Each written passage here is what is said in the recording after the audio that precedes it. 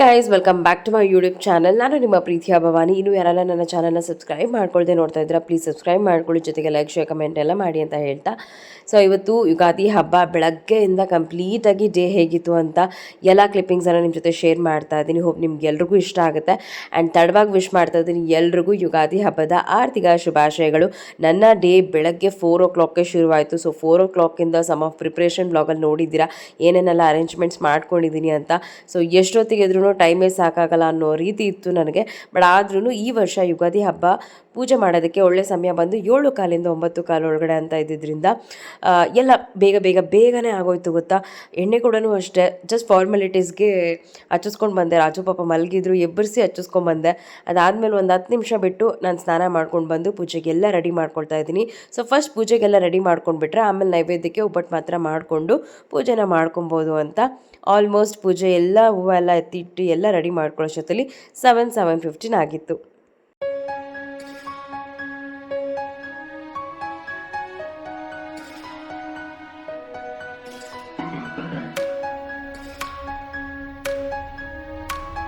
ಹಾಗೆ ದೇವ್ರ ಮುಂದೆ ಇಡೋದಕ್ಕೆ ಬೆಲ್ಲ, ಬೇವಿನ ಎಲೆ, ಹಾಗೆ ಬೇವಿಂದು ಹೂವು, ಮಾವಿನಕಾಯಿ ಎಲೆ. ಮಾವಿನಕಾಯಿ ಇರಲಿಲ್ಲ, ಒಂದು ಪುಟಾಣಿದಿತ್ತು.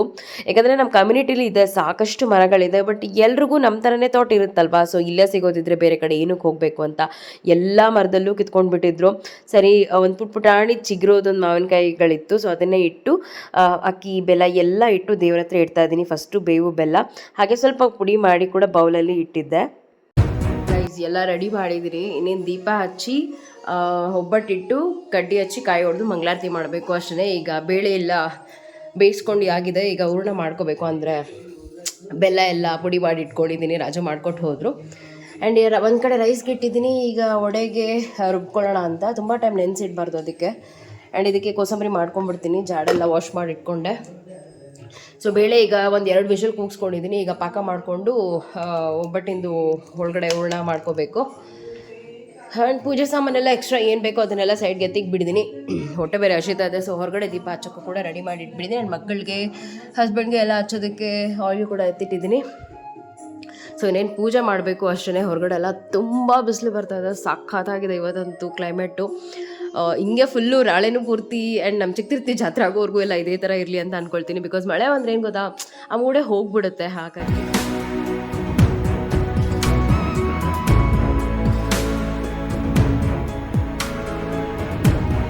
ಆ್ಯಂಡ್ ನಾನೇನೋ ಕಂಪ್ಲೀಟಾಗಿ ರೆಡಿ ಆಗಿಲ್ಲ, ಇದೇ ಡ್ರೆಸ್ಸಲ್ಲೇ ಇದ್ದೀನಿ. ಬಿಕಾಸ್ ಅವ್ರಿಗೆ ಆಯಿಲ್ ಎಲ್ಲ ಹಚ್ಬೇಕಲ್ವಾ, ಅದಕ್ಕೆ. ಆ್ಯಂಡ್ ಒಬ್ಬಟ್ಟು ಕೂಡ ಎಲ್ಲ ಮಾಡಬೇಕು. ಸ್ಯಾರಿ ಎಲ್ಲ ಉಟ್ಕೊಂಡು ಆಗೋದಿಲ್ಲ. ಇನ್ನೂ ದೀಪ ಕೂಡ ಹಚ್ಚಿಲ್ಲ. ದೀಪ ಹಚ್ಚೋಕೆ ಮುಂಚೆ ಸ್ಯಾರಿ ಉಟ್ಕೊಳ್ಳೋದೆಲ್ಲ ಒಬ್ಬಟ್ಟು ಮಾಡಾದ್ಮೇಲೆ ಇವ್ರಿಗೆಲ್ಲ ಎಣ್ಣೆ ಹಚ್ಚಾದ್ಮೇಲೆ ಒಂದೇ ಸಲ ಟೆಂಪಲ್ಗೆ ಹೋಗೋದಿದೆಯಲ್ಲ, ಸೊ ಆವಾಗ ಸ್ಯಾರಿ ಉಟ್ಕೊಳ್ಳೋದಾ ತೋರಿಸ್ತೀನಿ ನಿಮಗೆ.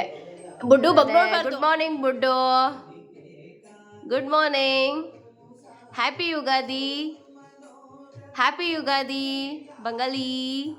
Come down. ಬಚ್ಚಿಕೊಂಡಿದ್ದಾನೆ, ಅವನಿಗಿಲ್ಲೆಲ್ಲ ಹೂವು ಇಟ್ಟಿದ್ದೀವಲ್ಲ ಅದಕ್ಕೆ ಅಲ್ವಾ. Happy Ugadi, bye. ಒಬ್ಬಟ್ಟು ಮಾಡೋಣ ಬಾ ಬೇಗ. ನಾನು ಇದೇ ಥರ ಬೇಳೆಗೇನೆ ಬೆಲ್ಲ ಅಂದರೆ 2 ವಿಷಲ್ ಕೂಗಿಸ್ಕೊಂಡು ಅದಾದಮೇಲೆ ಬೆಲ್ಲ ಡೈರೆಕ್ಟಾಗಿ ಇದಕ್ಕೆ ಹಾಕಿದ್ದೀನಿ. ಸೊ ಇದಾದಮೇಲೆ ಈಗ ಏಲಕ್ಕಿ ಹಾಕಿ ಕೋಕೋನಟ್ ರುಬ್ಕೊಂಡಿದ್ದೀನಲ್ಲ ಅದಕ್ಕೆ ಹಾಕಿ ಒಂದೇ ಸಲ ಹೂರ್ಣ ಮಾಡ್ಕೊಳ್ಳೋದು. ಬಟ್ ಈಗ ಸ್ವಲ್ಪ ಆರೋದಕ್ಕೆ ಬಿಡಬೇಕು. ತುಂಬ ನೀರಾದರೂ ಏನು ತೊಂದರೆ ಇಲ್ಲ. ನಾವು ಈ ಸೊಪ್ಪೆಲ್ಲ ಬಗ್ಗಿಸ್ಕೊಳ್ತೀವಲ್ಲ, ಸೊ ಅದರಲ್ಲಿ ಹಾಕಿಬಿಟ್ರೆ ಆ ಬೆಲ್ಲದ ಏನು ಎಕ್ಸ್ಟ್ರಾ ಇರುತ್ತೆ ವಾಟರ್ ಅದೆಲ್ಲ ಬಂದುಬಿಡುತ್ತೆ. ಆವಾಗ ಒಂದು ಸ್ವಲ್ಪ ಗಟ್ಟಿ ಆದಾಗ ನೀವು ರುಬ್ಕೊಂಡಾಗ ಕನ್ಸಿಸ್ಟೆನ್ಸಿ ಕರೆಕ್ಟಾಗಿರುತ್ತೆ. ನಾನು ಪ್ರತಿ ವರ್ಷ ಹಿಂಗೆ ಮಾಡೋದು. ನಮ್ಮಮ್ಮ ಇನ್ನೂ ಸಖತ್ತಾಗಿ ಮಾಡ್ತಾರೆ. ಬಟ್ ನನ್ನ ಸ್ಟೈಲ್ ಇದೆ, ನಾನು ಇದೇ ಥರನೇ ಮಾಡೋದು. ಎಷ್ಟೇ ವೀಡಿಯೋಸ್ ನೋಡಿದ್ರು ನಾವು ನಮ್ಮ ಸ್ಟೈಲಲ್ಲೇ ಮಾಡ್ತೀವಂತೀರಲ್ಲ, ಆ ಥರ. ಸೂರ್ಯನ ಬೆಳಕು ಅಷ್ಟೇ ತುಂಬ ಬರ್ತಾ ಇತ್ತು. ಬೆಳಗ್ಗೆ 8 ಕಾಲಿಂದ 8:15ಗೆಲ್ಲ ಸಾಕಷ್ಟು ನಮ್ಮ ಕಿಚನ್ ಒಳಗಡೆ ಕೂಡ ನನ್ನ ಮೇಲೆ ಹೇಗೆ ಬೀಳ್ತಿದೆ ಅಂತ ನೋಡ್ಬೋದು. ಒಂಥರ ಸೂರ್ಯನ ಆಶೀರ್ವಾದ ಸಿಕ್ತು ಅನ್ನೋ ಥರ ಒಂಥರ ಪಾಸಿಟಿವ್ ಬಾಯ್. ಸೊ ಬೆಲ್ಲದ ಬೇಳೆ ಎಲ್ಲ ಬೇಯಿಸ್ಕೊಂಡು ಬೆಲ್ಲನೆಲ್ಲ ಕರಗಿಸಿ ಮಿಕ್ಸ್ ಮಾಡಿಕೊಂಡು ಸೊ ಹೂರ್ಣ ಮಾಡಿಕೊಂಡೆ. ಸೊ ಅದ್ರ ಜೊತೆಗೆ ಸ್ವಲ್ಪ ಗ್ರೈಂಡ್ ಮಾಡ್ಕೊಂಡಿರೋಂಥ ತೆಂಗಿನಕಾಯಿ, ಏಲಕ್ಕಿ ಎಲ್ಲ ಹಾಕಿ ಮಿಕ್ಸ್ ಮಾಡ್ಕೊಳ್ತಾ ಇದ್ದೀನಿ. ಎಷ್ಟು ಟೇಸ್ಟ್ ಆಗಿತ್ತು ಅಂತ ಹೇಳಿದ್ರೆ ತುಂಬ ಟೇಸ್ಟ್ ಆಗಿತ್ತು ಆ್ಯಂಡ್ ಹದವಾಗಿತ್ತು, ಬೆಲ್ಲಕ್ಕೂ ಹಾಗೆ ತೊಗರಿಬೇಳೆಗೂ ಈಕ್ವಲ್ ಆಗಿ. ಸೊ ಸ್ವಲ್ಪ ಹೊತ್ತು ನೆನೆಯೋದಕ್ಕೆ ಬಿಟ್ಬಿಟ್ಟು ಹೂರಣನೂ ಕೂಡ ಅದಾದಮೇಲೆ ಒಬ್ಬಟ್ಟೆಲ್ಲ ಮಾಡ್ಕೊಳ್ಳೋದಕ್ಕೆ ಶುರು ಮಾಡಿಕೊಂಡೆ. ಸಾಫ್ಟಾಗಿ ಬರ್ತಾಯಿತ್ತು. ಸೊ ಫಸ್ಟಿಗೆ ದೇವ್ರಿಗೆ ಮಾತ್ರ 2 ಮಾಡ್ತಾ ಇದ್ದೀನಿ ಇಲ್ಲಿ. ನಾನೇನು ತುಂಬ ಎಕ್ಸ್ಪೀರಿಯನ್ಸ್ಡ್ ಅಲ್ಲ ಒಬ್ಬಟ್ಟೆಲ್ಲ ಮಾಡೋದಕ್ಕೆ, 1 or 2 ಟೈಮ್ಸ್ ಕಲ್ತಿದ್ದಷ್ಟೇ. ಸೊ ಅದಾದಮೇಲೆ ಆರಾಮಾಗಿ ನನಗೆ ಒಬ್ಬಟ್ಟು ಮಾಡೋದಕ್ಕೆ ಬಂದುಬಿಡ್ತು. ಬಿಕಾಸ್ ಒಬ್ಬೊಬ್ರು ಹೇಳ್ತಾರೆ ಅದು ತಟ್ಟುವಾಗ ಕಿತ್ತೋಗುತ್ತೆ ಅಲ್ವಾ, ಎತ್ತಿ ಹಾಕಬೇಕಾದ್ರೆ ಕಿತ್ತೋಗುತ್ತೆ ಅಂತ. ಬಟ್ ನನಗೇನು ಆ ಥರ ಆಗಲ್ಲ. ಬಟ್ ಎಕ್ಸ್ಪೀರಿಯನ್ಸ್ಡ್ ಇಲ್ಲ ಅಂದ್ರೂ ಒಂದು ಮಟ್ಟಿಗೆ ಚೆನ್ನಾಗೇ ಮಾಡ್ತೀನಿ.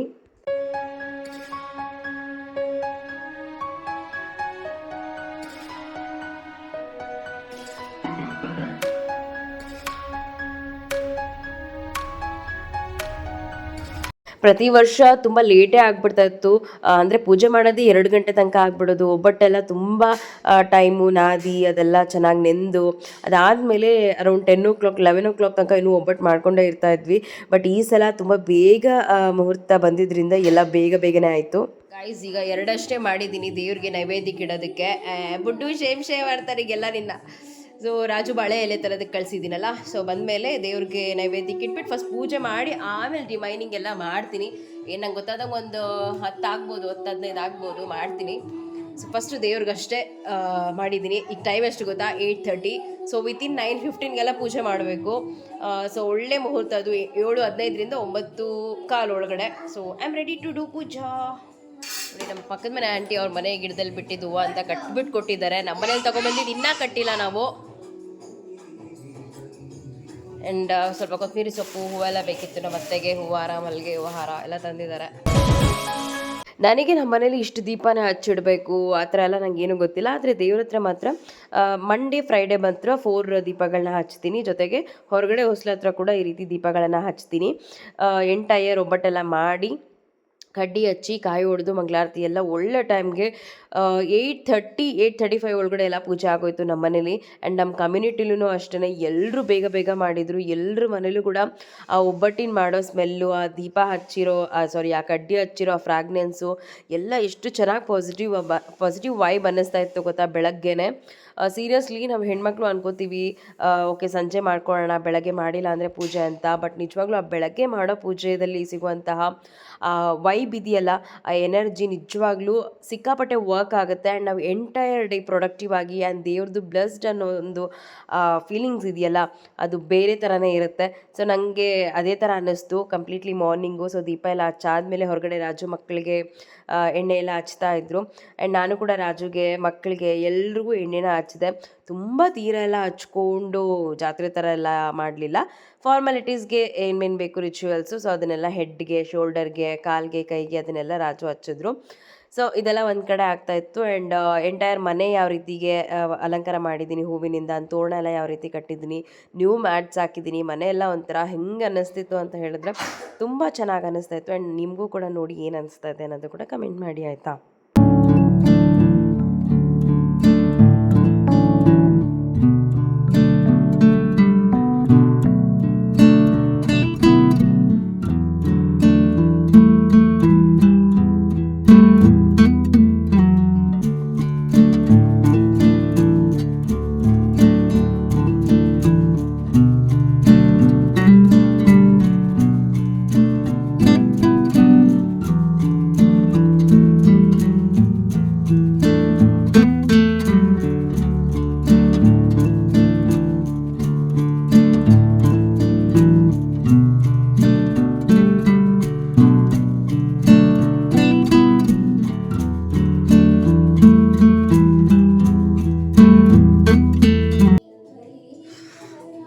ಎಣ್ಣೆ ಹಚ್ಬಿಟ್ಟು ಬಂದೆ ನನ್ನ ಹಸ್ಬೆಂಡ್ಗೆ.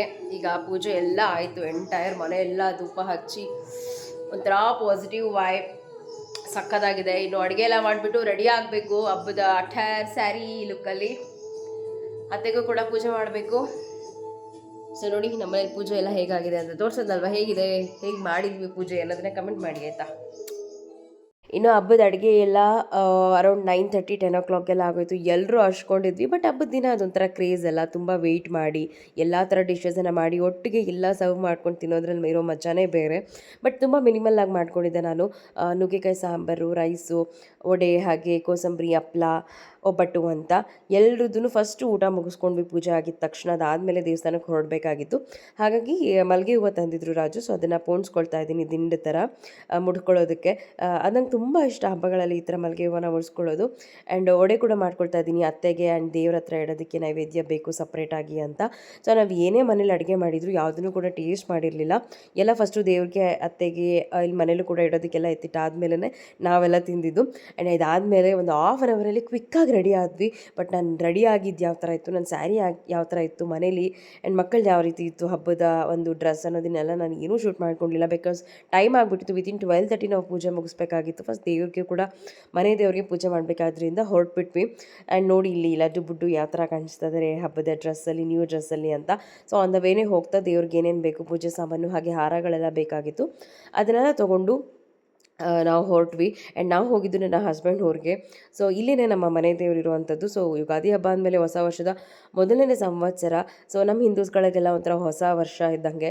ಸೊ ಎಲ್ಲ ನಾವು ಏನೇ ಕೆಲಸ ಮಾಡಿದ್ರು ಯಾವುದೇ ರೀತಿ ವಿಘ್ನಗಳು ಬಾರ್ದಿರ ನಿರ್ವಿಘ್ನವಾಗಿ ಚೆನ್ನಾಗಿ ಆಗಬೇಕು ಅಂತ ಹೇಳಿದ್ರೆ ಅದರಲ್ಲೂ ಮನೆ ದೇವರ ಆಶೀರ್ವಾದ ಖಂಡಿತ ಬೇಕಾಗುತ್ತೆ. ಆ್ಯಂಡ್ ನಾನಂತೂ ಈ ಹಬ್ಬದ ದಿನವೇ ದೇವ್ರಿಗೆ ಮುತ್ತೈದೆತನ ಕೂಡ ಕೊಟ್ಟೆ, ಅದು ತುಂಬ ಒಳ್ಳೆಯದು. ಸೊ ನೋಡ್ಬೋದು ಯಾವ ಥರ ಎಲ್ಲ ಕೊಡ್ತಾಯಿದ್ದೀನಿ. ಆ್ಯಂಡ್ ಏನೇನೆಲ್ಲ ಎತ್ಕೊಂಡು ಹೋಗಿದ್ದೆ ಮನೆಯಿಂದ, ಅಕ್ಕಿ, ಬೆಲ್ಲ, ಕೊಬ್ಬರಿ ಚಿಪ್ಪು, ಹಾಗೆ ದೇವ್ರಿಗೆ ಅರ್ಶಿಣದ ದಾರ ಎಲ್ಲನೂ ಮನೆಯಿಂದನೇ ತೊಗೊಂಡೋಗಿದ್ದೆ. ಆ್ಯಂಡ್ ಸ್ಯಾರಿ ಕೂಡ ಹೊಸದೇನೆ. ಆ್ಯಂಡ್ ಈ ಒಂದು ಯಲ್ಲಮ್ಮ ತಾಯಿನೇ ಬಂದು ನಮ್ಮ ಒಂದು ಮನೆಯ ದೇವರು. ನಮ್ಗೆ ಏನೇ ಒಳ್ಳೇದಾಗಬೇಕು ಅಂತ ಹೇಳಿದ್ರು, ಫಸ್ಟ್ ಏನೇ ಕೆಲಸ ಮಾಡಿದ್ರು ಇಲ್ಲಿ ಹೋಗಿ ದೇವ್ರ ಆಶೀರ್ವಾದನ ಫಸ್ಟ್ ತಗೊಳ್ತೀವಿ.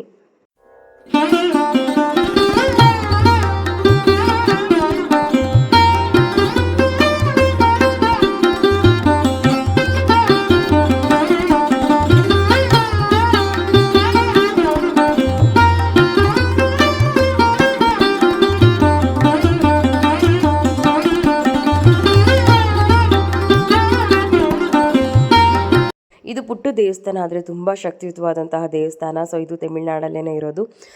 ರಾಜು ಹುಟ್ಟಿ ಬೆಳೆದಿದ್ದು ಊರಿದು. ಸೊ ಹಾಗಾಗಿ ಅವರ ಒಂದು ಮನೆ ದೇವ್ರಿಗೆ ಹಿಂದೆ ಪ್ರಭಾವಳಿ ಇಟ್ಟಿರೋದು ಕೂಡ ನಾವೇನೆ.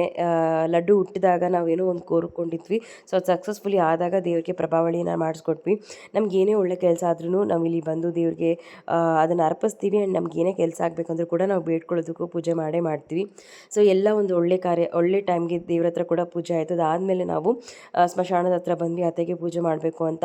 ಊರಲ್ಲಿ ತುಂಬ ಜನ ಆವತ್ತಿನ ದಿನವೇ ಪೂಜೆ ಮಾಡ್ತಾಯಿದ್ರು. ಒಬ್ಬೊಬ್ಬರು ಹೊಸದೊಡ್ಕೋ ದಿನ ಕೂಡ ಪೂಜೆ ಮಾಡ್ತಾರೆ. ಬಟ್ ನಾವು ಯುಗಾದಿ ಹಬ್ಬದ ದಿನವೇ ಬಂದು ಪೂಜೆ ಮಾಡ್ತಿರೋದು. ಆ್ಯಂಡ್ ನನಗಿದು ಫಸ್ಟ್ ಟೈಮ್ ಅತ್ತೆ ಇಲ್ದಿದ್ದು ನಾವು ಮಾಡ್ತಿರುವಂಥ ಫಸ್ಟ್ ಯುಗಾದಿ ಹಬ್ಬ. ತುಂಬ ಬೇಜಾರಿತ್ತು. ಸಾರಿ, ಎರಡನೇ ಯುಗಾದಿ ಹಬ್ಬ. ಬಿಕಾಸ್ ಫಸ್ಟ್ ಯುಗಾದಿ ಹಬ್ಬ ನಾವು ಮಾಡಿರಲಿಲ್ಲ, ಬಟ್ ಇದು ಎರಡನೇ ಯುಗಾದಿ ದಿನ ಮಾಡ್ತಾಯಿದ್ದೀವಿ. ಸೊ ತುಂಬ ನೋವಿತ್ತು ಈಕ್ವಲಿ, ಬಟ್ ಅಷ್ಟೇ ಅವರ ಆಶೀರ್ವಾದ ಕೂಡ ತುಂಬ ಇಂಪಾರ್ಟೆಂಟ್ ಆಗುತ್ತೆ. ಸೊ ಹಾಗಾಗಿ ಒಳ್ಳೆ ಹೂವಿನ ಹಾರ, ಅತ್ತೆಗೆ ಮಲ್ಲಿಗೆ ಹೂವು ಹಾರ, ಹಾಗೆ ಅವ್ರಿಗೆ ಅಡುಗೆ ಎಲ್ಲ ನಾನು ಏನೇನು ಮಾಡಿದ್ರು ಅದನ್ನೆಲ್ಲ ತೊಗೊಂಡೋಗಿರಲಿಲ್ಲ. ಬರೀ ಒಬ್ಬಟ್ಟು ವಡೆ ಮಾತ್ರ ತೊಗೊಂಡೋಗಿದ್ದೆ. ಕೆಲವೊಬ್ರು ಏನೇನು ಮಾಡಿದ್ರು ಅದನ್ನು ಎಲ್ಲ ತಂದಿದ್ರು. ನಂಗೆ ಅನಿಸ್ತು ನಾನೆಲ್ಲ ತೊಗೊಂಬರ್ಬೋದಾಗಿತ್ತು ಅಂತ. ಬಟ್ ನಂಗೆ ಇದೆಲ್ಲ ಫಸ್ಟ್ ಟೈಮು. ಆ್ಯಂಡ್ ಮಾವ ಕೂಡ ಮನೇಲಿ ಇರಲಿಲ್ಲ, ಊರಲ್ಲೇ ಇದ್ದರು. ನಾವು ಪೂಜೆ ಮಾಡೋ ಹೊತ್ತಿಗೆ ಅವರು ಕೂಡ ಜಾಯ್ನ್ ಆದರು. ಇನ್ನು ನಮ್ಮ ನಾದಿನಿ ಅವರೆಲ್ಲ ಬಂದು ಅವರು ಸ್ವಲ್ಪ ಎಲ್ಲ ಕೆಲಸಗಳಿತ್ತು, ಅದಾದಮೇಲೆ ಬಂದು ಅವರು ಕೂಡ ಪೂಜೆ ಮಾಡಿದ್ದಾರೆ. ಆ್ಯಂಡ್ ಅತ್ತೆಗೆ ಸ್ಯಾರಿ ಕೂಡ ಹೊಸದಾಗಿ ತಂದಿದ್ದೆ ನಾನು, ಅದನ್ನು ಕೂಡ ಇಟ್ಟು ಭಕ್ತಿಯಿಂದ ದೊಡ್ಡವರ ಆಶೀರ್ವಾದ, ದೇವರ ಆಶೀರ್ವಾದ ಎಲ್ಲ ತುಂಬ ಇಂಪಾರ್ಟೆಂಟ್ ಆಗುತ್ತೆ ಈ ಥರ ಹಬ್ಬಗಳಲ್ಲಿ. ಸೊ ಒಳ್ಳೆ ಟೈಮ್ಗೆ ಅರೌಂಡ್ 1:30 ಒಳಗಡೆ ಎಲ್ಲ ಪೂಜೆ ಮುಗಿಸಿದ್ವಿ.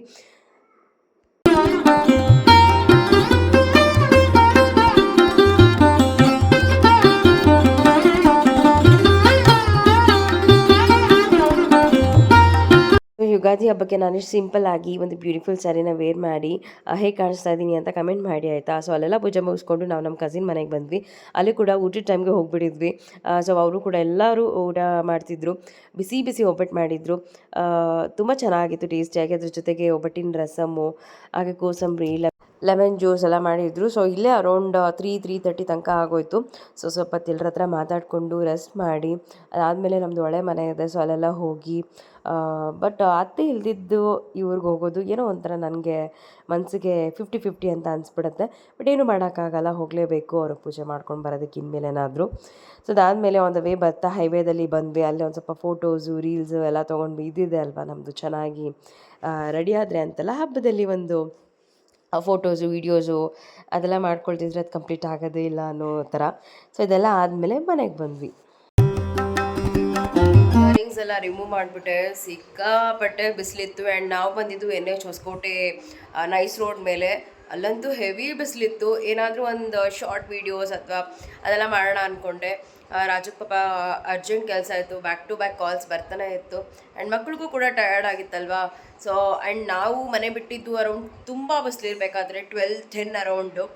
ಸೊ ಅಲ್ಲಿ ಹೋಗಿ ಪೂಜೆ ಎಲ್ಲ ಮಾಡಿಕೊಂಡು ಬರೋಷ್ಟೊತ್ತಲ್ಲಿ ಕಂಪ್ಲೀಟ್ಲಿ ಟಯರ್ಡ್ ಆಗಿಬಿಟ್ಟಿದ್ವಿ. ಎಷ್ಟು ನೀರು ಕುಡಿದ್ರೂ ಸಾಕಾಗ್ತಿರ್ಲಿಲ್ಲ. ಆ್ಯಂಡ್ ನನ್ನ ವಾಯ್ಸ್ ಕೂಡ ಚೇಂಜ್ ಆಗಿಬಿಟ್ಟಿದೆ. ನನ್ನ ಹಸ್ಬೆಂಡ್ ಚಿಕ್ಕಮ್ಮನ ಮನೆಗೆ ಹೋಗಿದ್ವಿ. ಅಲ್ಲಿ ಪಚಡಿ ಥರ ಏನೋ ತೆಲುಗು ಅವ್ರು ಮಾಡ್ತಾರಲ್ಲ, ಸೊ ಆ ಥರ ಮಾಡಿದ್ರ ಕೊಟ್ಟರು, ತಿಂದೆ. ಹಾಗೆ ಸ್ವಲ್ಪ ಗಂಟ್ಲೆಲ್ಲ ಒಂಥರ ಇಚ್ಕಿಚ್ಚಾಗ್ತಾನೇ ಇದೆ. ಈ ಥರ ಎಂಜಲ್ ನುಂಗಿದ ತಕ್ಷಣ ಇಚ್ಕಿಚ್ಚಾಗ್ತಾ ಇದೆ. ನಂಗೆ ಗೊತ್ತಿಲ್ಲ, ಮೇ ಬಿ ಬೆಳಗ್ಗೆ 4 o'clock ಎದ್ದಿದ್ದಕ್ಕೆ ಆ ಥರ ಅಂತಲೂ ಗೊತ್ತಿಲ್ಲ ನನಗೆ ರೀಸನ್ನು. ಬಟ್ ಬೇಗ ಕ್ಯೂರ್ ಆಗಬೇಕು. ಇಲ್ಲ ಅಂತ ಹೇಳಿದ್ರೆ ಈ ಥರ ಮಳೆ ಬರ್ತಾ ಇರೋದಕ್ಕೂ ಇಷ್ಟೊಂದು ಬಿಸಿಲಿರೋದಕ್ಕೂ ಹುಷಾರು ತಪ್ಪಿಬಿಡ್ತೀವಿ. ಆ್ಯಂಡ್ ಈ ಸಮ್ಮರಲ್ಲಿ ನಿಜವಾಗ್ಲೂ ಹುಷಾರಂತೂ ತಪ್ಪಲೇಬಾರ್ದು. And so this is my festival sari. ತೋರಿಸ್ತೀನಿ ನಾನು ನಿಮ್ಗೆ ಇವಾಗ. ಆ್ಯಂಡ್ ಮಕ್ಕಳು ಹಾಕ್ಕೊಂಡಿರೋದು ಕೂಡ new dress. It's from Zudio. ರಾಜುದು ಪಾಪ ಅಲ್ಲಿ ಆ ಕವರ್ ಕಾಣಿಸ್ತಿದ್ದಿಲ್ಲ, ಆ ಕವರ್ ತುಂಬ ಅವ್ರದ್ದೇ ಡ್ರೆಸ್ಸಸ್ ಇರೋದು. ಬಟ್ ಪಾಪ ಸ್ಟಿಚಿಂಗೇ ಕೊಟ್ಟಿಲ್ಲ ಅವರು. ಅದಕ್ಕೆ ಓಲ್ಡ್ ಮನೆ ಹಾಕ್ಕೊಂಡಿದ್ರು. ಇರಲಿ ಬಿಡು, ನಮ್ಮನ್ನು ಯಾರು ನೋಡಬೇಕು ಅಂತ ಅವ್ರಿಗೆ ಎಷ್ಟು ಸರಿ ಹೇಳಿದ್ರು ಅದೇ ಮಾಡ್ತಾರೆ. But fine. ಸೊ ಚೆನ್ನಾಗಿತ್ತು. ಬೆಳಗ್ಗೆಯಿಂದ ಎಂಗೇಜಿಂಗ್ ಆಗೇ ಇದ್ವಿ, 1 ನಿಮಿಷ ಕೂಡ ಬಿಡುವಿಲ್ಲ. ಅಷ್ಟು ಬ್ಯುಸಿಯಾಗಿದ್ವಿ. ಟಯರ್ಡ್ ಅಂತೂ ಇದೆ. ಆ್ಯಂಡ್ ನಾಳೆ ಕೂಡ ಈ ಹಬ್ಬ ಇದೆ ಅಲ್ವಾ, ಅಫ್ಕೋರ್ಸ್ ವರ್ಷದೊಡ್ಕು ಬೇಗ ಮಲ್ಕೋಬೇಕು. ಆ್ಯಂಡ್ ನಾಳೆ ಎಲ್ಲ ವೆರೈಟೀಸ್ ಚೆನ್ನಾಗಿ ತಿನ್ನಬೇಕು. ಆ್ಯಂಡ್ ನಾಳೆ ಕೂಡ ಬ್ಲಾಗ್ ಮಾಡ್ತೀನಿ, ಏನೇನೆಲ್ಲ ರೆಸಿಪಿ ಮಾಡ್ತೀನಿ, ಹೇಗಿರುತ್ತೆ ನಮ್ಮ ವರ್ಷದೊಡ್ಕು ಯುಗಾದಿ ಹಬ್ಬದ್ದು ಅಂತ. ಆ್ಯಂಡ್ ನಿಮ್ಮೆಲ್ಲರದ್ದು ಕೂಡ ಯುಗಾದಿ ಇದು ಹೇಗೆ ಹೋಗ್ತಾ ಇದೆ ಡೇ ಎಲ್ಲ ಅನ್ನೋದು ಕೂಡ ನನಗೆ ಕಮೆಂಟ್ ಮಾಡಿ. ಅಂತ ಇವಾಗ ಸ್ವಲ್ಪ ಸ್ಟ್ರಾಂಗಾಗಿ ಕಾಫಿ ಕುಡಿದು ಫ್ರೆಶ್ ಅಪ್ ಆಗಿ. ಆ್ಯಂಡ್ ರೀಲ್ಸ್ ಅಂತೂ ಏನೂ ಮಾಡೇ ಇಲ್ಲ ಬಿಡಿ. ನಾನು ಏನೇನೋ ಅಂದ್ಕೊಂಡೆ ಮಾಡಬೇಕು ಅಂತ, ಅಂದ್ಕೊಳ್ಳೋದೇ ಒಂದು ಆಗೋದೇ ಒಂದು ಅನ್ನೋಂಗೆ ಏನೂ ಮಾಡ್ಕೊಂಡಿಲ್ಲ. ಸದ್ಯಕ್ಕೆ ಮನೆ ದೇವ್ರಿಗೆ ಹೋಗಿ ಪೂಜೆ ಮಾಡ್ಕೊಂಡು ಬಂದಿದ್ದಂತೂ ಖುಷಿ ಇದೆ. ಸೊ ಈಗ ಸ್ಯಾರಿ ಎಲ್ಲ ರಿಮೂವ್ ಮಾಡಿ ಫ್ರೆಶ್ ಅಪ್ ಆಗಿ ಡ್ರೆಸ್ ಚೇಂಜ್ ಮಾಡಿ ಸ್ವಲ್ಪ ರೆಸ್ಟ್ ಮಾಡಬೇಕು. ಮತ್ತು ಬ್ಲಾಗ್ನ ಕಂಟಿನ್ಯೂ ಮಾಡ್ತೀನಿ.